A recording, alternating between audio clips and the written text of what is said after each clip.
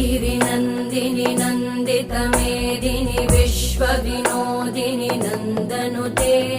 गिरिवरविन्ध्यशिरोधिनि वासिनि विष्णुविलासिनि जिष्णुनुते भगवति हेशिति कण्ठकुटुम्बिनि भूरि कुटुम्बिनि भूरि कृते जय जय हे महिषासुरमर्दिनि रम्यकपर्दिनि शैलसुते